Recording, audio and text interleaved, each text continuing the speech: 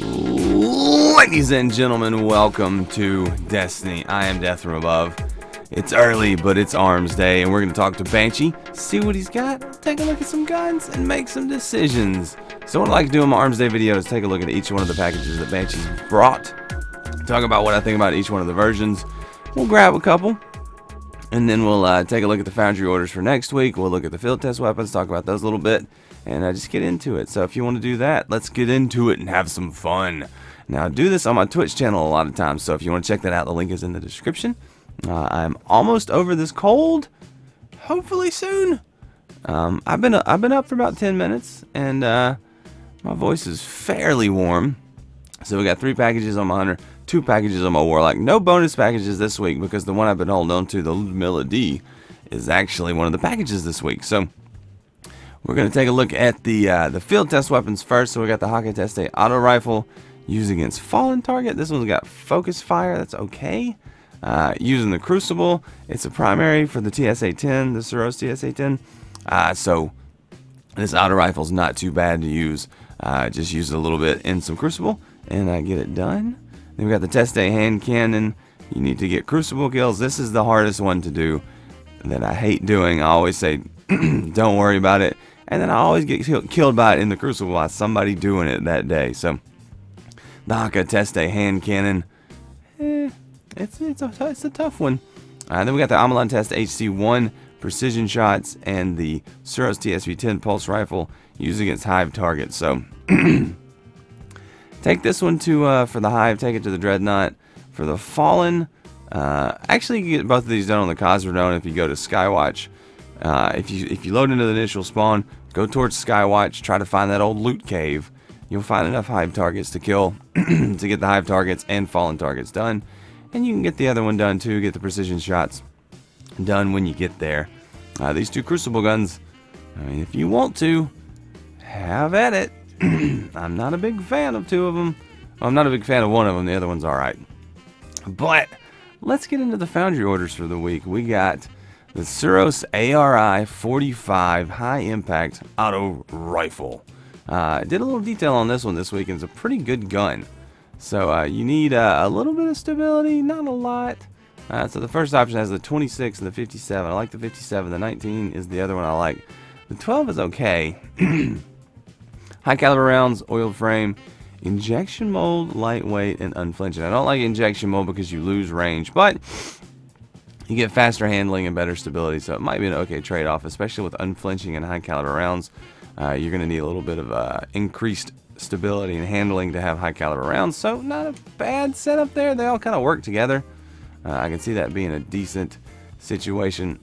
And then we've got the high caliber rounds, casket mag, injection mold. I feel like this is the same.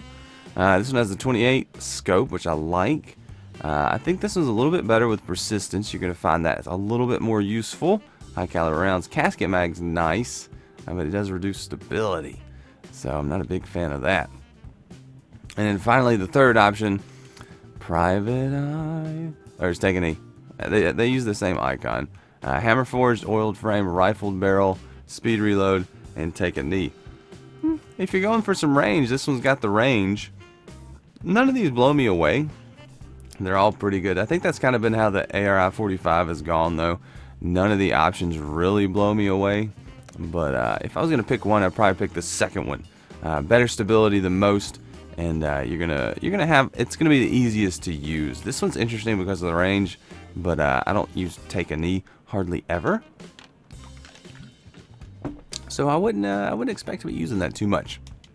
Next up, the Hakke Gaheris-D, a gun that I don't think has a place in this game right now.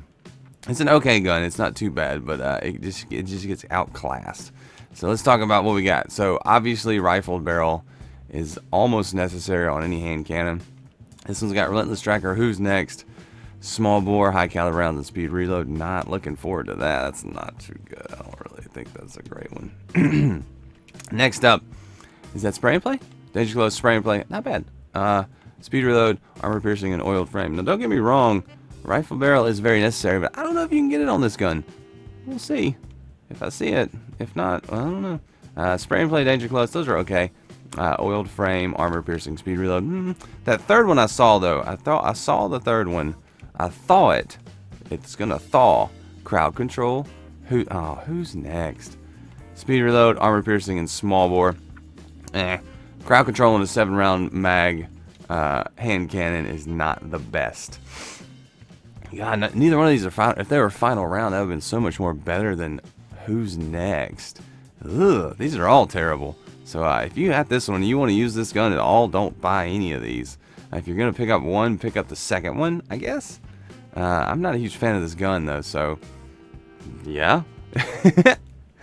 But next up, we're doing the Lyudmila-D. I've been corrected on how to pronounce this, and I'm never going to get it right, so I apologize, guys, but I love you for trying. I'm looking for something very specific here, because I already have a glass half full counterbalance hand laid stock Lyudmila that I really like. I want to replace glass half full with head seeker. Now, if that's not here, I'm not going to get it. But that doesn't mean I won't tell you that the other ones are good. So, crowd control, rodeo, single point, sling, speed reload, and injection mode. That was pretty good.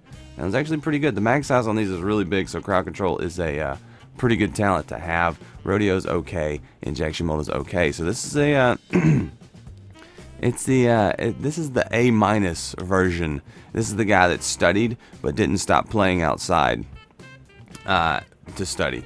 So next up, glass half full feeding frenzy. Oh, I like it. And injection mode, I like it. It's pretty good. This is the other guy that was playing with that first guy outside. Didn't come in to study the whole time, but still made a pretty good grade on the test. They're nice guns. They're not the A student, but they're pretty good. So those two are decent. What's the third option? Last resort, spray and play, injection mold. They really want you to have injection mold today. So as far as the Lyudmila goes, I'd probably pick up the second or first one. Maybe the first one. That crowd control is probably going to be pretty good.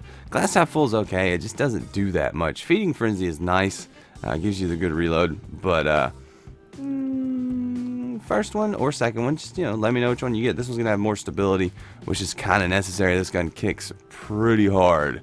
So first or second one, I'm going to hold out and wait till I get that head seeker counterbalance hand laid stock version that I've been wanting for so long. So let's go visit my warlock and see what we got for those other two guns. Can't stop, won't stop, won't stop, can't stop. My warlock has arrived at Banshee and would like to make a purchase, please. So the Uffern HC4 high impact Omolon hand cannon that I missed out on a couple weeks because I forgot to buy packages. It's back. It's back, and I really wanted to have something good. I don't know if it does yet. I haven't looked, but let's go. So first option, obviously you need rifled barrel. Does not have it. Grenadier, rescue mag, Eye of the Storm, snapshot, oiled frame. I'm not gonna spend any time on this gun because it does not have rifled barrel. I hate to say it, Destiny, but rifled barrel in my mind for these guns has become necessary. So we got another one with triple tap Grenadier, rifled barrel. Okay, so lightweight, Eye of the Storm, triple tap Grenadier. This is a very PvE centric gun. I don't like triple tap on this gun because it's a 7-round mag. It's too small to really take advantage of triple tap too much. It's okay though. Rifle barrel's good. It's gonna have the range. It's gonna help you out with the grenades. Triple tap will give you an extra round twice, so you'll go from 7 to 9. Yeah, if you hit triple tap, if you hit headshots, you're gonna get 10 in the mag. So that'll make it a pretty big mag. I don't know in what situation though you'd be hitting 10 headshots and not killing whatever you're shooting. So with this gun, because you're not gonna shoot bosses with this gun. So interesting, but not the best. It'll work for you if you don't have a good one. But I would. So we got oiled frame, rescue mag, underdog, lightweight, grenadier. So on this Uffern this week, recommend the second one if you want to have one now. But if you want to wait till next week, that Luck in the Chamber outlaw rifled barrel that I missed out on might show up next week. It might not. It might show up the next week. I'm definitely going to hold on to the Uffern until I get that roll now. That's become my next unicorn. I've got my Lyudmila, and now I'm going to have my Uffern that I'm going for these unicorn rolls. That's what I'm going to start calling them. And they're not god rolls. They're unicorn rolls because they don't show up too often. So that's what I'm looking forward to on Vatawan. And the final gun, we got the Hakke Herja-D. We got anything good here? We got some stuff. Rangefinder's not really a necessary perk on the Herja. I really would prefer just straight stability. Give me some stability. I have that god roll on this one that I've been looking for on my Lyudmila. I have the head seeker, counterbalance, glass half full, not glass half full, hand laid stock. I have it. And I actually have one with head seeker and feeding frenzy. So head seeker, counterbalance, and head seeker, feeding frenzy. They both have hand laid stock. So I've got two really good Herjas. It's gonna be hard for me to get anything better than that. So this one's okay. I'll go ahead and tell you guys that fitted stock is nice. Rangefinder is unnecessary, but it's okay. And danger close is, you know, it depends what you're doing with it. If you're PvEing with it, it's good. Next up we have, I always want to call this Teeth of the Tiger, but it's surrounded. Bonus damage when 3 or more enemies are in proximity. Rodeo, injection mold. This one's good. This one's good. This is that other B student that was playing with his friends outside. Still made good grades, but didn't study a whole lot. The second one's good. And then the third option we have, again with some unflinching, danger close, injection mold, speed reload, high caliber rounds. This one's good too. Second or third option on the Herja this week is the one to pick up. Nothing this week strikes me as amazing. They're all pretty good options. Nothing blowing me away. So let me know what you think about any of these Foundry orders this week. Did you get anything that you thought was amazing, or are you just enjoying the guns that you got and you're going to hold on to some of these till next week? I know a lot of these are going to sit in my inventory until next week, but let me know if you saw one that I passed up that was amazing. Let me know in the comments. Let me know in the comments. But let's look at next week's Foundry orders. We got the Suros ARI-45 auto rifle, mid impact, mid rate of fire auto rifle. You can get some good combinations of talents on this one. That's pretty interesting. And then the Hakke Gaheris-D that we just looked at. Not going to go into that one too much detail. Suros PDX-41, the mid rate of fire, mid impact pulse rifle from Suros. Hasn't been around for a while, and I really like this gun. Suros JLB-42, the not quite as good version of the Suros JLB-47, basically. And then the Hakke Herja-D. This is actually better of the two Hakke sniper rifles, so if you're waiting on this one, that's a good one to get. Now, if I was only going to buy one, I would buy the PDX-41. It's a very good workhorse gun. Plays strongly in Crucible, gets a lot of the work done in PvE, so that's a very good gun. Next, I'd go with the AR-41 or the Herja-D, depending on what you like doing. I'd like to see that Herja in some of the raids. I think it's a pretty good gun, and you can have a lot of fun being different and using that in PvP or PvE. There's a lot of interesting talent perk roll setups on this one that you can get, but I'd pick up the Gaheris last. I'd almost tell you not to even waste your money on it, unless somebody prove me wrong on this gun, but I haven't seen a good roll on it yet, and I haven't found a use for it yet. So those are the Foundry orders for next week. Those were the options for this week, and this has been Armsday. So I'm Death for Above. Thanks so much for watching, guys. I really do appreciate it. Leave a like if you did enjoy this. Subscribe if you want to see more, because I do this every day. More than once a day lately. I've been doing 2 or 3 videos a day, which is burning up the old keyboard, but I hope you guys are enjoying them. Let me know what you think. And until next time, I'm Death for Above, and I will see you later.